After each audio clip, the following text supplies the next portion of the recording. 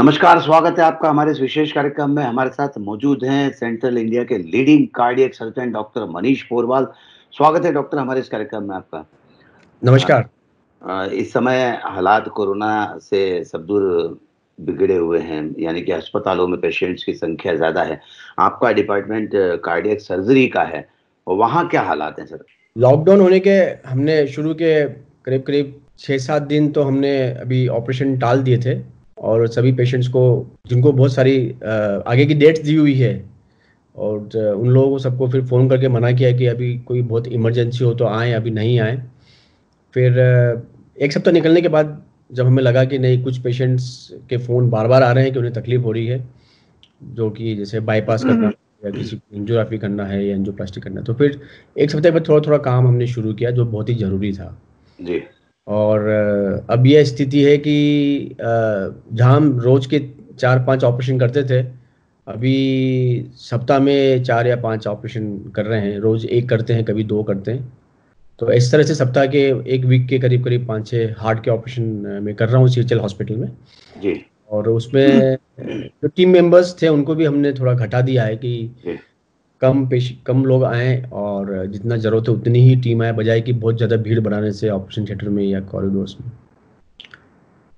Patients भी काफ़ी कम हो गए हैं इन दिनों। जी। जो ओपीडी दोपहर की और शाम की मेरी ओपीडी थी, जिसमें कि मैं करीब-करीब 40 से 50 पेशेंट देख लेता था दिन भर में। मुश्किल से 2-3-4 पेशेंट्स आते हैं, क्योंकि टेलीफ़ोन पे हम उन्हें काफ़ी गाइडलाइन दे देते हैं, उन्हें समझा देते हैं कि क्या मेडिसिन लेना है, आपके लोकल डॉक्टर को दिखा दो जहाँ है वहाँ। तो इस तरह से मैनेज कर रहे हैं। जी। क्या आपने कहा कि जो इमरजेंसी है वो सर्जरीज़ तो आपको करना ही पड़ रही है, तो प्रिकॉशंस काफ़ी लेना पड़ रही होगी? सबसे पहली बात तो ये है कि हम पेशेंट्स को ये बोल देते हैं कि आपके साथ कोई एक ही अटेंडेंट आए, जी। ज़्यादा ज़रूरत हो 1 या 2 अटेंडेंट आए, तो वो लोग भी काफ़ी समझदार हैं और ज़्यादा लोग नहीं आते हैं, तो जी। उससे क्या भीड़ नहीं बढ़ती है। फिर सभी को मास्क पहनने का बोला है, पेशेंट को भी, उनके अटेंडेंट को भी।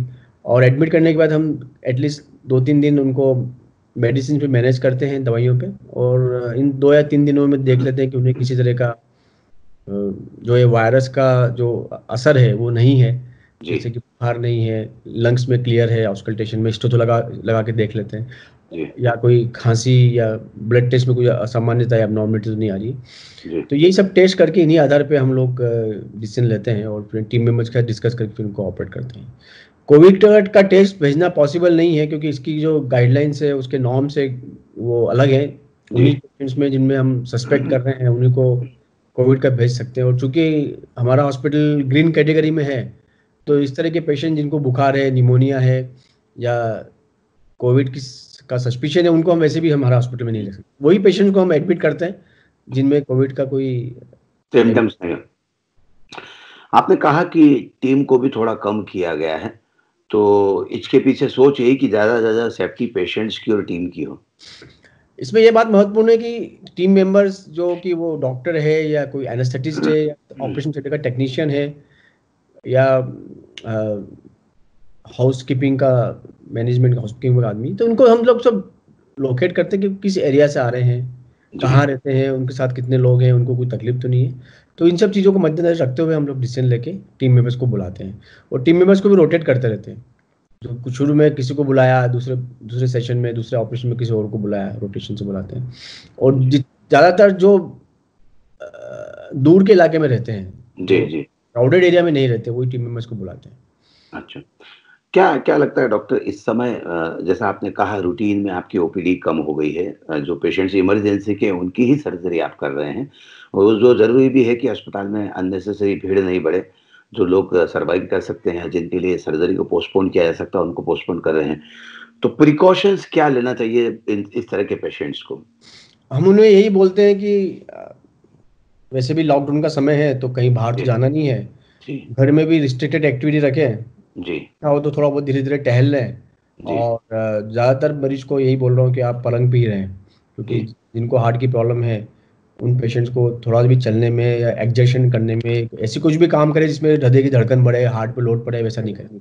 उनको ये समझाइश दी हुई है कि आप पलंग पे ही रहें, थोड़ी देर टीवी देखें, थोड़ी देर मोबाइल देख लें, या जो भी ऐसा कुछ काम नहीं करें जिससे आपको तकलीफ हो, और तकलीफ हो तो हमें फ़ोन पे बताएं तो हम उसका मैनेज, इलाज है या तो फ़ोन बता सकते हैं या इंजेक्शन दिलवा सकते हैं या फिर आपको बुलवा सकते हैं। पास बनवाने का भी बोल देते हैं कई बार कि आप बाहर के, इंदौर से बाहर के इलाके से आ रहे हैं तो लोकल अथॉरिटी से आप अपना पास बना के और फाइल दिखा के कि बीमारी है तो बुला लो। हॉस्पिटल के बाहर भी हमने एक मशीन, एक्सरे मशीन लगा रखी है कैजुअलिटी के बाहर। जी। वो भी पेशेंट अंदर आते हैं, उनकी वापस एक स्क्रीनिंग होती है, एक्सरे चेस्ट द्वारा। चेस्ट एक्सरे में हमको लंग्स की स्थिति दिख जाती है कि इन्हें कोई किसी तरह का कोई संक्रमण तो नहीं है। लंग्स अच्छा। क्लियर होने के बाद, एक्सरे क्लियर होने के बाद ही हम उनको अंदर लेते हैं और फिर उनको एडमिट करते हैं। कई पेशेंट्स को आप वीडियो कॉलिंग या फ़ोन पर भी सहायता कर रहे हैं? वीडियो कॉलिंग तो अभी तक नहीं करी है, पर आपका सजेशन बहुत अच्छा लगा मुझे। इस बारे में हम लोग विचार करेंगे कि वीडियो कॉलिंग के द्वारा भी उन्हें इस तरह की आगे की एडवाइस दी सकती है, क्योंकि वीडियो कॉलिंग करने से, चेहरा देखने से पेशेंट की जो बीमारी है, अंदरूनी छुपी बीमारी भी कुछ हद तक मालूम पड़ जाती है। तो एक आपका बहुत अच्छा सुझाव लगा मुझे। अभी तक तो हम टेलीफोन पे ही उन्हें एडवाइस कर रहे हैं, या उनकी मेडिकेशन है व्हाट्सएप पे बुलवा लेते हैं, उनके बीमारी के पर्चे व्हाट्सएप पे बुलवा लेते हैं, या हमारे लोकल डॉक्टर से हम लोग डिस्कस कर लेते हैं, कंसल्ट कर लेते हैं। पर वीडियो कॉलिंग भी एक बहुत अच्छा जरिया है। इस जी, तरह से जी। टेक्नोलॉजी को यूज़ करके पेशेंट्स को काफ़ी मदद दिलवाई जा सकती है। मेरा ऐसा मानना है, मैं लंबे समय से आपको जानता हूँ, लगभग आप 20,000 से ज़्यादा बाईपास सर्जरी कर चुके हैं। अति व्यस्तता के क्षणों में भी आप मरीज़ और उसके अटेंडेंट से सीधा संवाद करते हैं, उस सरलता से आपकी उपलब्धता रहती है। तो पेशेंट वीडियो कॉलिंग के पीछे जो मेरी सोच थी कि पेशेंट जब आपका चेहरा देखता है, तो बहुत कुछ तो उसको राहत महसूस होती है कि डॉक्टर मेरे सामने हैं। इसलिए के मद्देनज़र मेरा ये सुझाव था। सही कहा आपने। ये कहा जाता है कि अगर डॉक्टर बहुत अच्छे से बात कर ले अपने मरीज से या उनके फैमिली वालों से, तो आधी बीमारी वहीं के वहीं ठीक हो जाती है। तो इस ठीक बात है। का मैं ध्यान रख के उनको ज़्यादा से ज़्यादा समय देने का प्रयास करता हूँ। पर उस टाइम पे भी हम यही बोलते हैं कि 2 या 3 फीट की दूरी बना के ही बात करें, बहुत क्लोज जी, नहीं आए एक-दूसरे के। जी, जी, और पेशेंट्स को भी मास्क पहना रहे हैं, मैं भी मास्क पहनता हूँ, मेरी टीम मेंबर्स भी मास्क पहनते हैं, अटेंडेंट को भी बोलते हैं कि मास्क पहन के बात करें और थोड़ा-सा कन्वर्सेशन कम रखें। जी, जी, हम जी। लोग इन दिनों में प्रिकॉशन ले रहे हैं कि जो बात है वो कम से कम शब्दों में, कम से कम सेंटेंसेस में पूरी हो जाए। हुँ, क्योंकि जितना बात करेंगे, जितना कन्वर्सेशन ज़्यादा करेंगे, तो कोई सस्पेक्ट है कोरोना का, जिसे कोई बीमारी नहीं है, जो साइलेंट कैरियर है, उसके बोलने से भी थोड़ा बहुत हवा बाहर निकल सकती है और उससे ड्रॉपलेट्स में से कुछ जी, वायरस आ सकता है। जी, तो इस दौरान थोड़ा बहुत लिमिटेड कन्वर्सेशन और शॉर्ट में अपनी बात समझाना उनको, बाकी टेलीफ़ोन पे समझाना ज़्यादा अच्छा रहता है। कई जी, चीज़ें अगर उनको कोई डाउट्स होते हैं तो हम उनको बोलते हैं कि आप टेलीफ़ोन पे मेरे से डिस्कस कर लीजिए कि आपके डाउट्स क्लियर कर दीजिए। जी। डॉक्टर कई सारे पेशेंट्स जो कुछ तो हमेशा जब कोई दौर चलता है बीमारी का, तो हर व्यक्ति अपने आप में वो सिम्पटम्स खोजने की कोशिश करता है। जी। ज़रा सी दिक्कत हुई तो उसको ऐसा लगता है कि कहीं मुझे हार्ट की बीमारी तो नहीं हो गई, मुझे अटैक तो नहीं आ गया। तो सामान्य आदमी जो आज घर में बैठा है उसके हुँ, दिमाग में कोरोना के साथ-साथ कई बार चेस्ट का अगर कोई मस्कुलर पेन है तो भी उसको ऐसी सही भ्रांतियाँ बात। होती है। तो हुँ। उसके लिए कोई बेसिक ऐसी चीज़ बताइए जो उसको राहत पहुँचाए? अभी पिछले 1 से डेढ़ महीनों में कई पेशेंट्स के फ़ोन आए कि बेचैनी हो रही है, घबराहट हो रही है। तो इसको बोलते हैं टेलीफ़ोनिक कंसल्टेशन। जी, टेलीफ़ोन पे आप उसकी बातें, उसके सिम्पटम्स को समझें और उससे कुछ क्वेश्चन्स करें। चलने-फिरने में कोई तकलीफ़, सीढ़ियाँ चढ़ने में कोई तकलीफ़, उतरने में कोई तकलीफ़, या हम उनके जो साथ वालों से भी समझें कि इनको किस तरह की परेशानी लग रही है। तो कुछ क्वेश्चनेयर से या पूछने से हमें मालूम पड़ जाता है कि सही में बीमारी के लक्षण हैं या एंग्ज़ायटी ज़्यादा है। जी, इसके बाद भी हम यही सलाह देते हैं कि जो भी आपके आस-पास में कोई नर्सिंग होम हो या कोई गवर्नमेंट हॉस्पिटल हो, डिस्ट्रिक्ट हॉस्पिटल्स हो, वहाँ जाके एटलीस्ट अपना ब्लड प्रेशर चेक करा लें, एक डॉक्टर से चेकअप करवा लें, शुगर चेक करवा लें, ईसीजी की फैसिलिटी तो ईसीजी करवा लें। तो ये सब बेसिक सुविधाएँ कहीं न कहीं मिल ही जाती है इन जी, पेशेंट्स, जी, और इन सुविधाओं से हमें भी आत्मबल मिलता है कि हाँ, हमने एक जाँच करा ली और सब रिपोर्ट्स नॉर्मल आई है, तो बहुत अच्छी बात है, और पेशेंट का भी कॉन्फिडेंस बढ़ जाता है। जी। ये वही पेशेंट्स हैं जिन्हें एंग्जायटी ज़्यादा है और जो बीमारी की का दवाइयाँ तो चल ही रही है, लेकिन एंग्जायटी के कारण से उन्हें ये सिम्पटम्स आ रहे हैं। पर इनको, इन सिम्पटम्स को आप इग्नोर भी नहीं कर सकते। जी। हमें जाँच करना ज़रूरी है, और हमें ये भी बोलते हैं कि आप 6 से 8 घंटे बाद वापस मुझे बताएँ कि आपको जी, रिलीफ़ मिला है कि नहीं। ज़्यादातर पेशेंट्स को रिलीफ़ रिलीफ़ मिल जाता है। पर अगर किसी पेशेंट का कॉल 2 या 3 बार आया, तो ये भी बात माननी पड़ेगी कि उसको सही में प्रॉब्लम है। ऐसे पेशेंट को भी इमीडिएटली बुला लेते हैं कि आप अपने लोकल अथॉरिटी से भी जाके पास बनवाएं और अपनी फाइल दिखाएं और आप पास लेके हमारे हॉस्पिटल में आ जाएं। कई सारे पेशेंट्स उनके मन में एक विचार ज़रूर उठ रहा है कि मेरी बाईपास सर्जरी हुई है, मेरी एंजियोप्लास्टी हुई है, मेरी एंजियोग्राफी हुई है। क्या कोविड का मेरे पे कोई सीधा असर पड़ सकता है?